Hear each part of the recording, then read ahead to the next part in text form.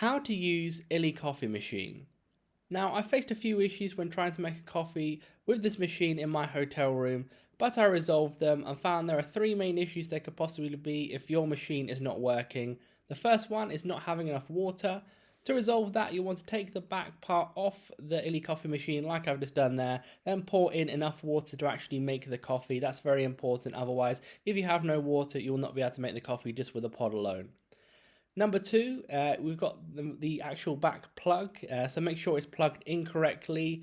Then number three is once you put your mug on the section at the bottom there, you want to open it like so, and then make sure you insert your coffee pod like I'm about to show you here. So we want to make sure that it's not put in like this, so as in like with the bottom part with the writing, you want to make sure it's turned around this direction and then it will go in properly. You'll be able to put the Illy Coffee Machine down, make sure you go ahead and crack it down so it actually is fully in, and then you will be able to go ahead and press whichever coffee you want, whether it's the large or small one there, and then it should be able to work. If not, I recommend contacting Illy or potentially your hotel staff members to be able to help you, because those are the three main issues. Once you do that, you should have a perfect coffee being made with your machine.